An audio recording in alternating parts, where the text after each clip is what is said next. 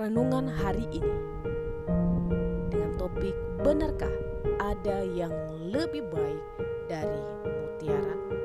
Bacaan Alkitab terambil di dalam kitab Ayub pasal 28 ayat 18. Beginilah firman Tuhan.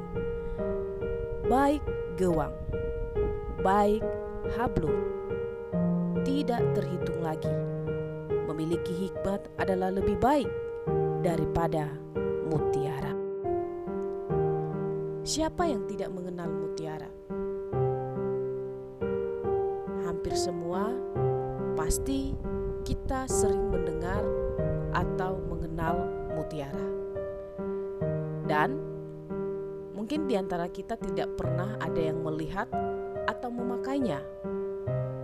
Tetapi kebanyakan orang biasanya menginginkan yang namanya mutiara.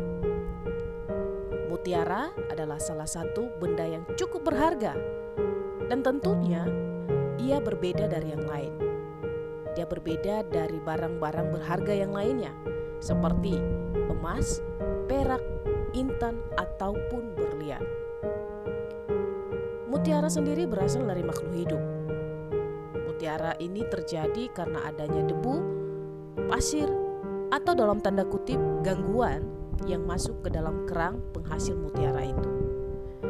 Kerang tersebut kemudian melapisi debu atau pasir dan ada lendir yang di dalam kerang tersebut yang kemudian nantinya semakin banyak lendir itu lama-lama menjadi keras sehingga terbentuklah yang namanya mutiara.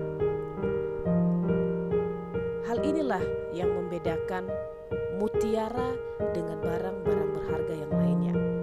Karena dia tidak diciptakan oleh manusia secara langsung, tetapi dia berasal dari makhluk hidup, yaitu kerang. Tentunya setiap kita juga mau menjadi seperti mutiara. Atau bahkan tentunya kita juga menginginkan atau menjadikan mutiara sebagai barang berharga. Namun walaupun demikian, Ayub mengatakan bahwa ternyata ada yang lebih berharga dari mutiara. Apakah itu? Yaitu hikmat. Alkitab mengatakan memiliki hikmat lebih baik daripada memiliki permata. Itu artinya hikmat tidak dapat digantikan dengan emas, perak, mutiara, atau barang berharga yang Bapak Ibu miliki saat ini atau yang ada di dunia saat ini. Mengapa demikian? Karena hikmat membuat kita bisa menjadi orang yang bijaksana dalam menjalani kehidupan di dunia yang penuh dengan kegelapan, yang penuh dengan dosa ini. Sekalipun mungkin kita yang mendengarkan ini sudah sekolah dasar, sudah sekolah menengah pertama, sudah sekolah menengah atas, bahkan ada yang S1, ada yang S2, ada yang SSS-nya banyak. Tetapi belum tentu orang yang memiliki begitu banyak gelar membuat seseorang menjadi bijaksana dalam melakukan segala hal.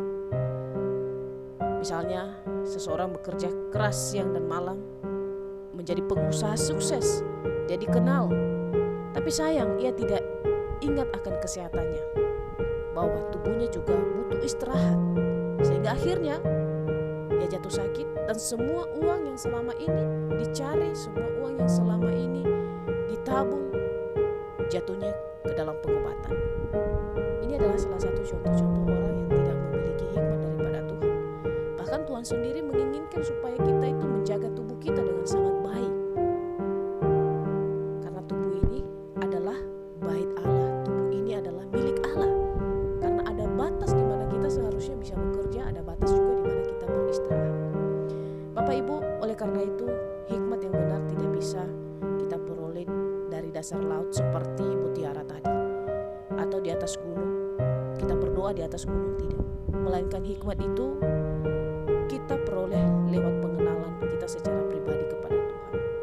Maka marilah kita mencari hikmat itu di dalam diri Yesus Kristus yang telah mati dan yang telah memberikan dirinya untuk kita, supaya kita menjadi orang-orang yang bijaksana dan takut akan Tuhan. Tuhan Yesus memberkati kita semua. Amin.